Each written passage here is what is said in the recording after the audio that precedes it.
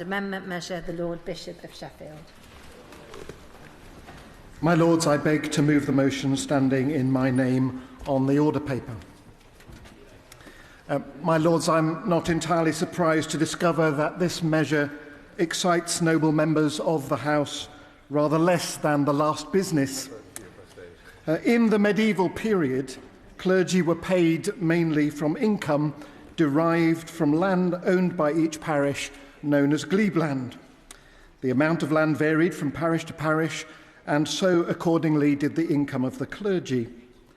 With the Industrial Revolution and the growth of cities, wealthy industrialists were often willing to give significant amounts of money to support the local church, often helping to build and endow the church in question. In my Diocese of Sheffield, a number of large churches were built in this period thanks to the generosity of industrialists like Samuel Fox, the founder of the local Stocksbridge Steelworks. Moving forward to the 20th century, the Endowments and Glebe Measure 1976 transferred glebe land from parishes to diocesan boards of finance in exchange for the payment of a standard stipend to each member of clergy in the diocese. However, that left very unequal distributions of wealth between dioceses.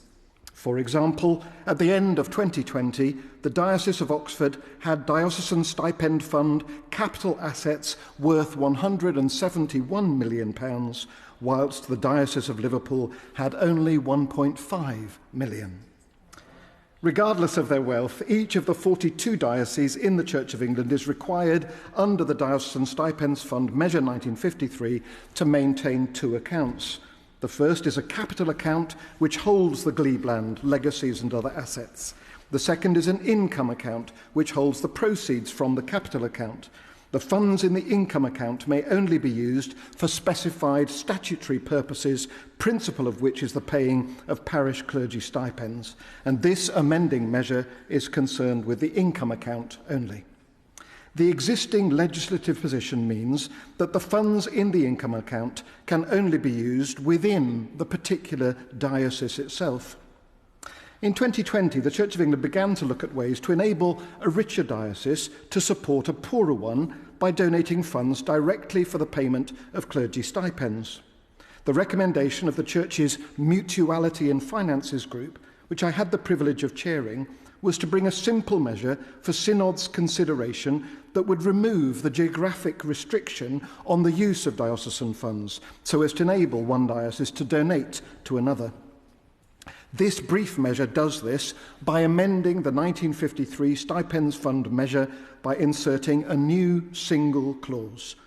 Subsection 1 of the new clause provides that where a diocesan board of finance is satisfied that funds which sit in its stipends income account do not need to be used for another statutory purpose, then it may transfer those funds out of the diocese. Subsection 2 provides that where a transfer takes place, it may only be directly to the stipends income account of another Church of England diocese or to the Archbishop's Council or another mediating charity.